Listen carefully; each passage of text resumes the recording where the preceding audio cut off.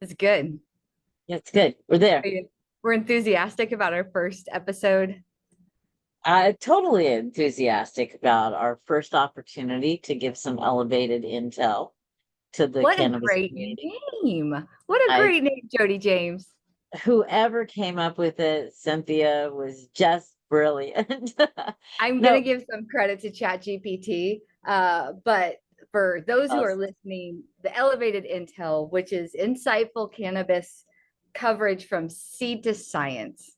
So, I mean, that's pretty well encompassing. She did great. I assume ChatGPT is a female.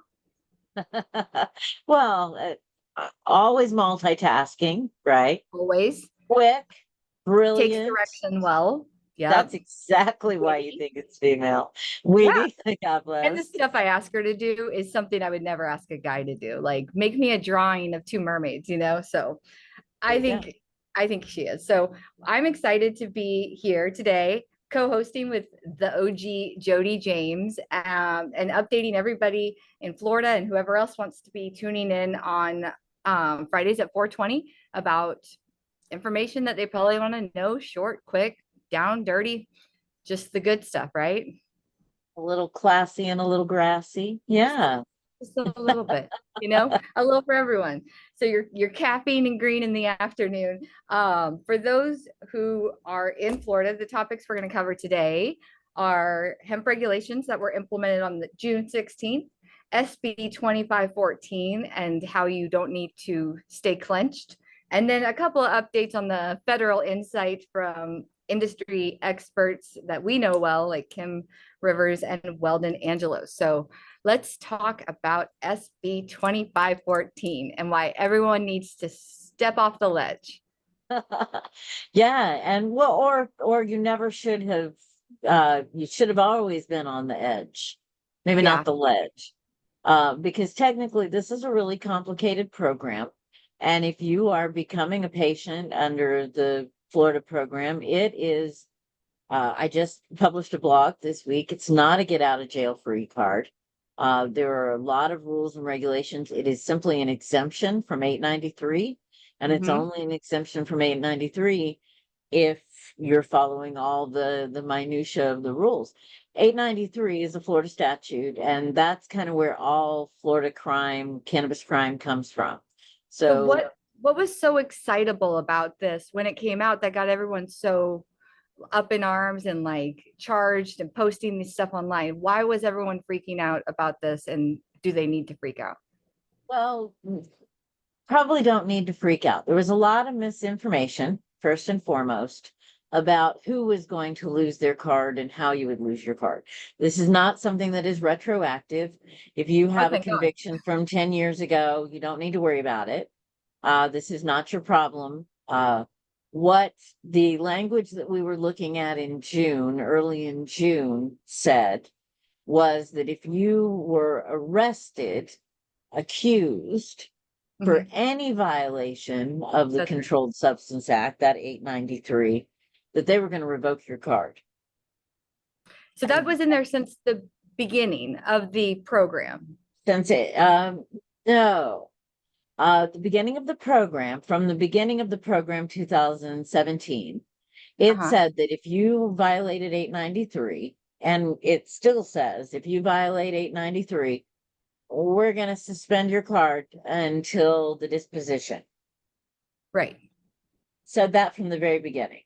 And I Right. talk about in the blog that, that was a really, there were so many bad things in those original bills. We just didn't get to fighting that battle. We never even That's made true. that hill. Should any citizen of the state of Florida that has a medical need for this have their constitutional right to medicine taken away for anything? Oh, I'm a strong believer in constitutional rights. I'm a constitutional girl.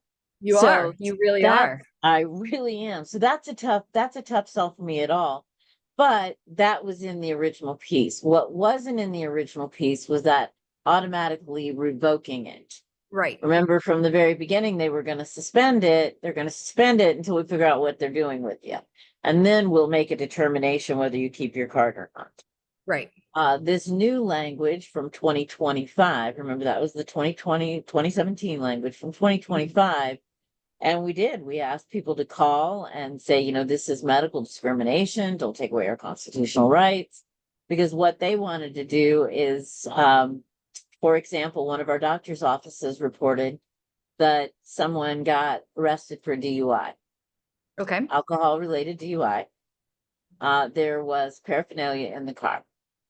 Paraphernalia, of course, is a pipe. It can be a pack of papers. It can be a bong. It can be all sorts of things that can be, including your Puffco in the back seat. He had a recommendation that included paraphernalia, or Devices. in Yeah. this case, a medical delivery device, right? Because the only difference between paraphernalia and a medical delivery device is, well, one of them's used with medicine and one of them is illegal. One's got permission slip and one does not. Yes. And I would say, if you're listening to this and you are part of the medical program and you don't have a recommendation for paraphernalia, my It'll say husband, on your registry if you do or don't. So it should be very explicitly clear. 100%. so if you don't, make sure you do. My husband has recently started using a water pipe again after, only the last couple of years, because of course any use before that would have been illegal. But I said, do you have a recommendation for that? Because if not, it becomes a new violation. And that Right. new violation, that new accusation of a crime, that is going to automatically suspend your medical privileges. So the gentleman with the paraphernalia, even though he had a medical designation that was a delivery device, they still immediately suspended his medical card, and he and the doctor had to work together for several months to get Right. his permission back. So we want to be very careful that you understand what a violation of 893 might be. Now, under the new language, if you are convicted of trafficking, if you are convicted of selling, if you are convicted of, and you can bring up the language, distribution. Yes. It's not so much possession anymore. Like before, it was possession, individual possession, but now it's explicitly the transportation and distribution of of illegal substances, not so much the possession of it, which is good. It is very good, but I will point out that if I am sharing my medicine in a smoking circle, that is distribution. That is 100% absolutely distribution. So, although it doesn't make sense in practice to have a 2-gram pre-roll, hand roll by yourself, and they don't say you can't gift it, you can't share it, and you can't sell it, right?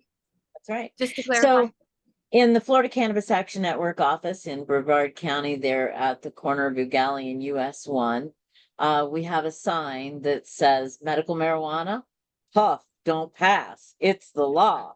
Hemp, be selfish. Pass to the left.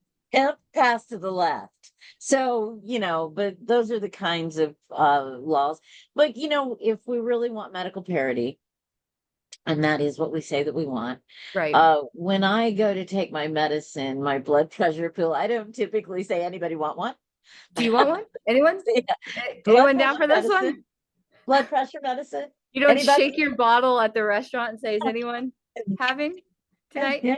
I guess it makes sense if it's a prescription or recommendation, which we don't say prescription, but to be easy, you don't share your prescriptions, you don't share your recommendation in the medical program. That is the way. That is the way. But that's right. Those are the rules. Those are the rules. Those are the rules. So the SB 2514 made it more specific for which types of crimes that were committed and which type of plea that the defendant would have to do to get suspended or revocation of their license, correct? Right. Yeah, and then really it's anything. Don't plead guilty to anything without really looking at the long-term consequences of that plea. And know, if you're a medical patient and this is an 893, which is a drug crime, the consequences are going to go beyond just your probation and your parole.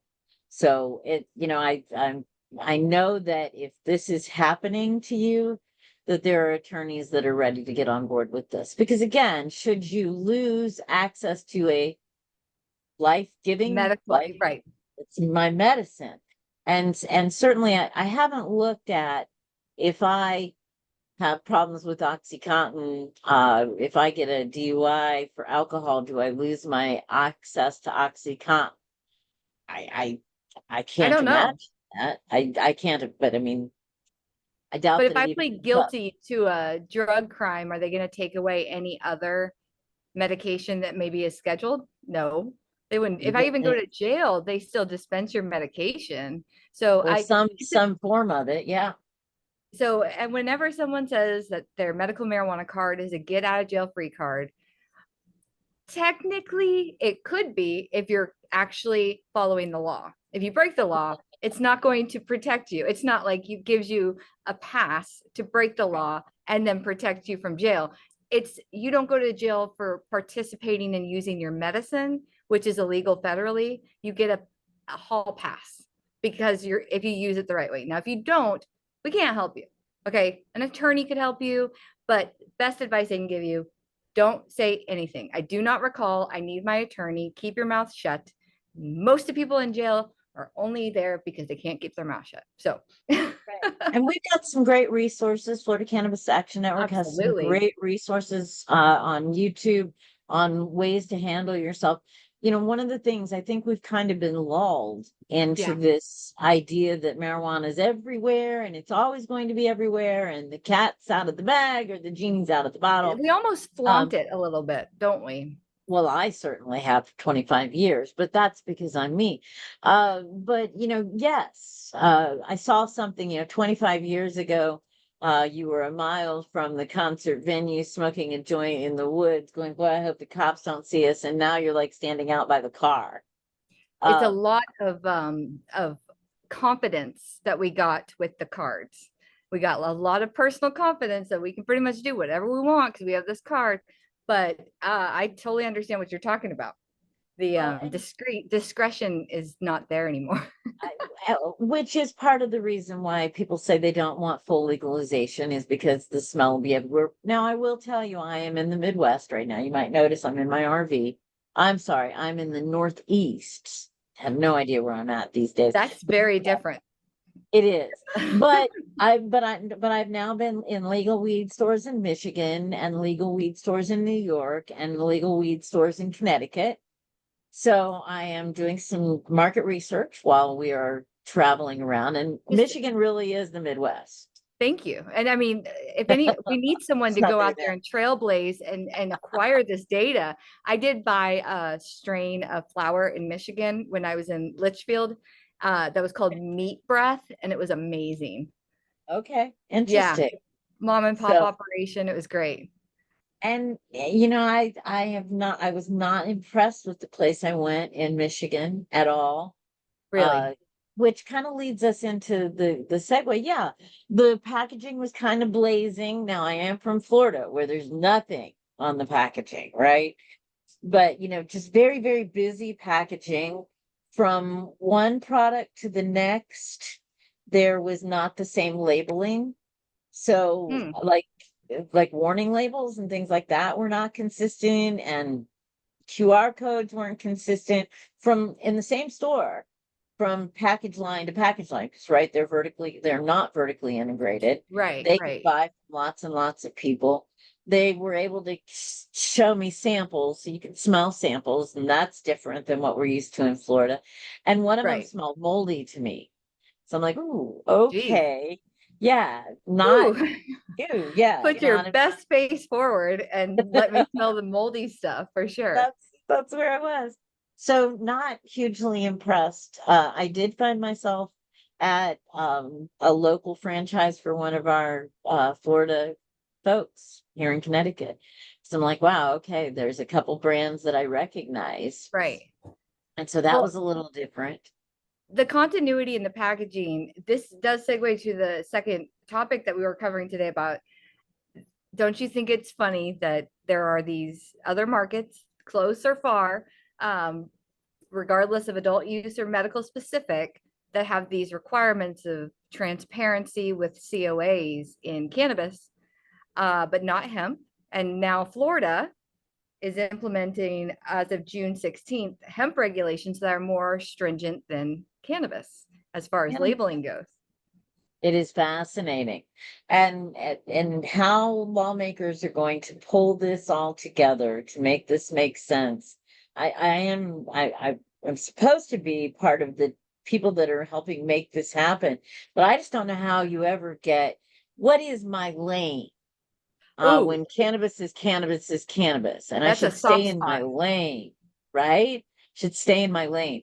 That's kind of The funny hemp, though, if you say to stay in your lane, which is actually paying homage to a statement that was made on repeat by our legislative members that were proposing language to prohibit the hemp industry specifically. They wanted hemp to stay in their lane, stop playing with stuff that they can't play with, and marijuana will stay in their lane. But what's funny is that the everybody's lane is crossing over. I've got MSOs that are creating hemp companies. They're not staying in their lane. They're taking advantage while getting good while the good's getting kind of thing. And they're creating hemp companies. So why aren't they staying in their lane? well, and up here, I'm in Connecticut right now. On every shelf in every store is Curaleaf products. Yeah, Curaleaf has a hemp and a cannabis brand, a large MSO. And they have a massive distribution network here in the Yeah, Northeast. So incredibly yeah, successful. Same with I think GTI and True Leaf both have hemp brands, and it's almost like, why not? You know, if there's nothing that says you can't do it, why you wouldn't you should. just do it? You So, should. You but absolutely you Florida, should. It's savvy business. hey, Savvy business. opportunistic retail market. You got to make money where it's just knowing your money and your revenue stream is expiration dated kind of makes me nervous because I like to know how long And something will last. and we should. And regulation that is changing all the time isn't Mhm. good for business and it's not good for consumers. And again, as Florida Cannabis Action Network, our value is on the consumer. That's where we think this comes to. It's funny because 30 years ago now, Drug Free America was telling us that we could not legalize marijuana because it would become big retail businesses and we would have big tobacco and big alcohol taking over cannabis. And as a as it turns out, big alcohol is Kind of, dying for cannabis because we're kind of taking over the adult recreation space, and so yeah. alcohol has to get involved.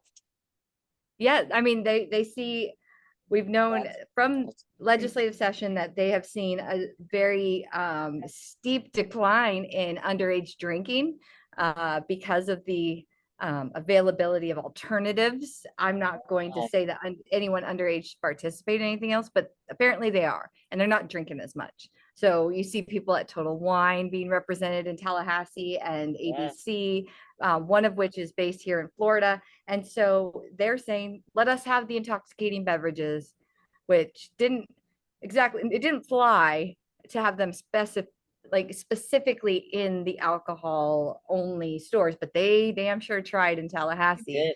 Uh, but we did get a few things like the FDAX is ready to enforce.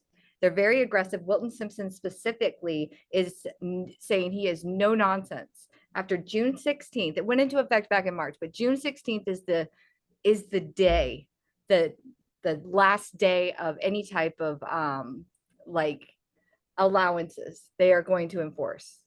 So for consumers, it's important for them to know that these are laws that passed 2 years ago.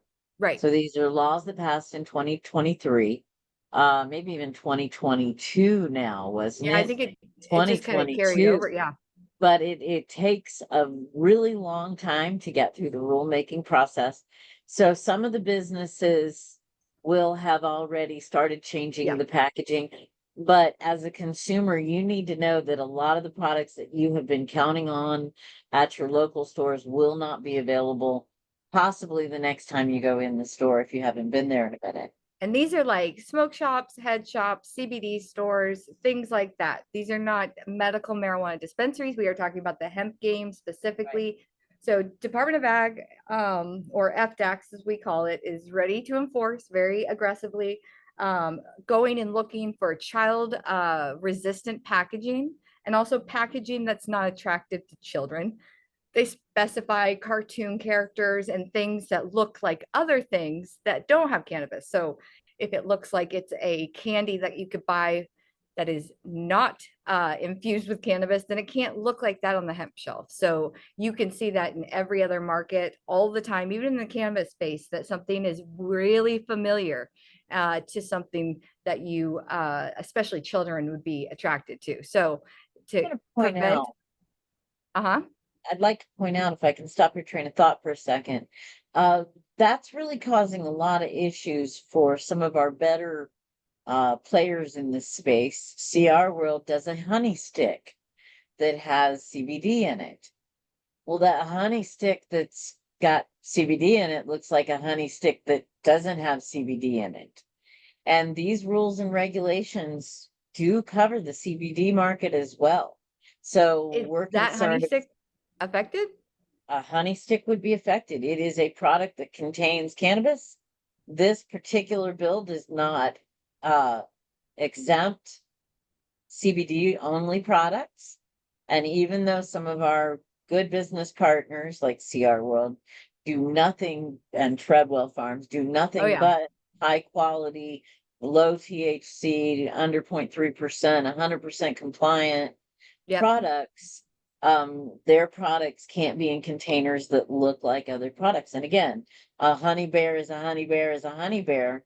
Yeah. A honey stick is a honey stick is a honey stick. I think we're going to see some issues with these. Of course. The A lot of other products are requirement going away. is going to be what we don't have in the cannabis space, but now will be required, obviously, in the hemp space, is a scannable QR code on every product that goes directly to a COA, or a certificate of analysis, for the product, proving that it has been tested for contaminants, and any contaminants found in that product are listed explicitly on that COA. The laboratory that tested it, their information needs to be on there. And also the total Delta 9 THC, which this is like the moneymaker term right now to me, because the farm bill gray area that everyone is really kind of embracing, you could say, is, Great, sir. well, I'm trying to be as That was very diplomatic as PC. possible. That was So PC. we are embracing this farm bill, and finding some of the faults in it and using that to our monetary advantage. But the farm bill states that a product cannot have more than or exceed 0.3% delta 9, right? It doesn't say total delta 9, it just says delta 9. So right now, the delta 9 cannabinoid that's listed on the COA, if it's below 0.3%, which it normally is, they can sell the product, not factoring in decarboxylation or any isomers or precursors or acids that might turn into delta 9 if you do an activity like ignite it or heat it. So this COA must have total THC listed. Now, I do remember seeing and recall seeing various times hemp products in Tallahassee that they had seized that were accompanied by a COA that showed Delta 9 only on the COA. And so they were selling them Right. under a compliant farm bill loophole. Do you think having the total THC on these COAs, on every product, might leave it open for these hemp retailers selling flower to be exploited a little bit by law enforcement? Well, that's interesting. Exploited by law enforcement. I was actually thinking that that they're going to be taking the legitimate hemp retailer has will find themselves in a buyer beware position, Mm-hmm. because they're going to get this C of A that says it comes from some legitimate place and it looks right, because criminals do that already. They falsify C of A's. We've seen that. Right. Um, they're the the legitimate retail owner is going to have to make sure that they 100% trust the person that they are buying from. Because if that product ends up being hot on the shelf, regardless of what that C of A looks like, um, I think the retailer is going to be liable. So it's funny A about hundred exploit percent they will be by liable. law enforcement. So, I think the bad actor is the person selling that product to. How? I'm only arguing this because the majority of people that are sourcing product from another market, which is completely fine, of course, they if they were to ask that distributor that who's selling wholesale hemp flour to you for a full panel COA with contaminants, I'm sorry, that's like a $600 test. They're You're not not going to do getting that. it. They're going to No, send you what they have to in their market to transport to, product to to you. you compliantly. And that Absolutely. might just be a transfer of custody and a COA that shows the potency only. So at that Absolutely. point, is the retailer that buys the product then responsible for testing it if they're going to sell it in the Florida market? Because I, that is going to be a huge cost for them. I don't see any other. I Way, yeah, don't agree. I don't see how this is going to work. And we've offered several opportunities. We talked about, some third party temperatures, having a third party do some testing, a Florida seal of approval. yeah, You may know this because you know lots of things. If you want to know, ask Cynthia. Um, for you to put those windows in, the beautiful windows in your house, each one of those windows has a Florida product code. okay, And before that window could be sold in Florida, the person who manufactures that window had to apply to Florida with a Florida product code with all of the details about why all that the specs, product yep, and the SOPs on how that product becomes that product, so that the state of Florida can guarantee that every one of those products that comes into Florida is mm-hmm. going to meet the standards that we need. We talked about a product code where a manufacturer in California that wants to sell to Florida could get a Florida product code, and products with Florida product codes could get on the market.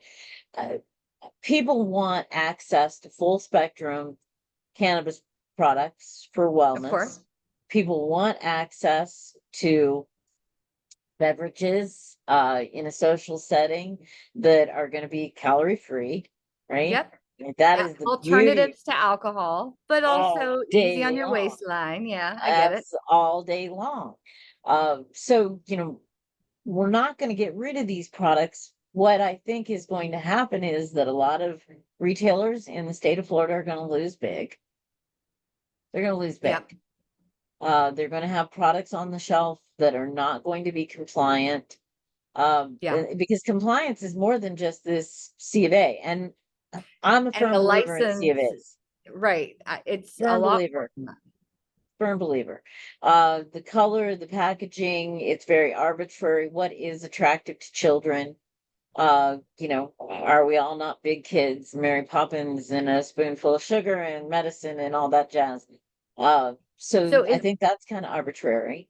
is this like a death by a thousand cuts kind of situation for the hemp industry now that we see these bills being vetoed by the governor one year, then being incredibly over regulated the next year, this past session, introduced Absolutely. by both the House and the Senate, and then we have the PCB, HAT, PTSD nightmare that I went through. Okay. And that one didn't go in the Right. 11th hour. So it was all these attempts at regulating this industry. But in fact, what we're doing is gradually chipping away at these people's livelihood by putting kind of arbitrary and ambiguous regulations over time that maybe aren't implemented very efficiently either. And then they just hit them with this enforcement date. I mean, it kind of seems like nonsense to just be like, this is what we care about this season. And then we're going to throw this on there. And it can't be attractive to kids because kids are getting into it. Okay, well, I get that. That happens. And we don't want that to happen. Nobody wants that to happen. So if you say changing the package coloring is going to make this kid not take this product, then I'll do it. But what else do I have to do to be able to keep operating in this market? Well, and you say operating in this market, and I appreciate that. And I say chipping away at people's access. Yeah. And really, I don't know that taking away the palm leaf on one of our brand partners is going to make it less attractive to children. I just don't I believe do that. like bright colors and I'm a grown I up. like, Uh, right. but it's fine if you want to make it look vanilla. It's just almost to excess. I do want to see what happens with the COA total THC thing, because if they're only going to be selling and marketing products right now, like the flower, especially as compliant with the Farm Bill, and the state regulations are saying it has to showcase total, I feel like there might be a little division of power struggle there between which one's going to be the one to follow, the Farm Bill language or the Florida language. But is THCO a Delta 9 product? I Is mean, THCP we don't is calculate those in total THC in a lab so space. those products will just be vanilla packaged. They will have no flavor and they'll have no color. Um, and they'll have a C of A that says they have no Delta 9 THC, Mm-hmm. and they'll have a bajillion milligrams. Because the Am I only going to thing get that high? it is my, I am not a, I'm not a consumer of those products, but that is my understanding that Okay. that is the goal. So So, I'm not sure what Florida lawmakers are trying to accomplish with this, but it is going to take products off the shelf. It yeah, remains a buyer at the end of this. It remains a buyer beware market. yeah, you really do. And always be cognizant of what you put in your body. Because Always. if Jodi's going to smell moldy weed in Michigan, alliteration aside, and she knows, that's an indicator I'm not going to buy this product because I don't think it's safe for me. You went off the smell test alone and you made a good decision. I think putting a little more energy and effort into additional products that you buy on any market, uh, it does fall on us. I mean, we have to be a little bit of responsible party here, in addition to the retailer selling it and the regulators regulating, Absolutely. right? Your mom used to tell you not to take candy from strangers. Did she? So she did. She did. She did on Halloween. No, never on Halloween. But She would I go mean, through that my was something. candy. She would go It's through it to make to make sure sure. that something didn't look weird. And there was a few times where she took things out and she was like, it just looks off. And I'm like, all right, like that's That fine. was my candy. Why didn't anyone try and poison my sister Krista's candy? Like it was just me. They picked me out. So as we wrap up the end of our elevated intel episode, or round one, ding ding, Round one. uh Ding. the federal, we'll touch on a few federal things if we've got them on each episode. The only thing we've got this week, because the Farm Bill is delayed, is that two cannabis industry insiders that are well known, Kim Rivers, the CEO of Trulieve, and Weldon Angelos, who was pardoned for cannabis crimes, they were at Benzinga in Chicago, which is a huge conference, cannabis conference, all the who's who of same faces, different places kind of thing. It's always the same people, but we love the same faces. They claim at the conference that they have had ongoing talks with high level GOP representatives. I'm not sure exactly how high that goes, if it does go to the White House. In fact, they are saying that President Trump is, quote, closer to reform than prohibition. So we have tackled this, Jodi and myself. What does that mean? What does that translate to in Trump to regular English? I don't really know, but reformation and prohibition. It sounds positive that he would be closer to reforming cannabis policies than to just prohibiting it altogether, which is what we're currently doing.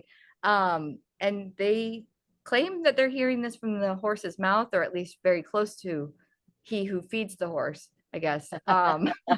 So I guess we'll just see what happens. It was an announcement that they had made at Benzinga at the conference, and providing insight about their talks that are ongoing apparently with GOP leaders. And so we'll see what happens with that, with rescheduling, descheduling, unscheduling, all of the scheduling.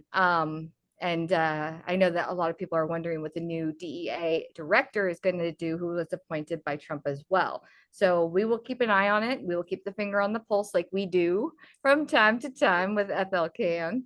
And if there's anything that our listeners want us to specifically pay attention to, they can always send it our way, right? Absolutely. Just to remind people, Florida Cannabis Action Network is a membership organization. If you donate your $50 this year, which is an individual dues, you will be eligible to serve on committees and you'll get our monthly newsletter. We are working on, there are certain things, triggers. If X happens, then Y can happen. Right. And one of the things, once we start to see reform and interstate commerce at the federal level, it really does trickle down to the things that we want, and that's individual liberties. So I know there's a big Yep. focus right now on commerce, but don't ever believe that we're not talking about individual liberties. We are constantly, our third branch's committee is working right now on pleadings that individuals can have in court right now that could allow them to cultivate for themselves. We know what we want as consumers: safe products, affordable, the ability to cultivate for ourselves, truth in labeling. We're Mm-hmm. working really, really hard to make sure that if those are things that you want too, that we can get to that spot together. We do have a survey going on right now that we'd appreciate if people would take. That survey is available on the front page of our website at flcan.org. Probably find it on our Facebook page. We're kind of reposting it. That survey is going to inform a white paper that we're creating.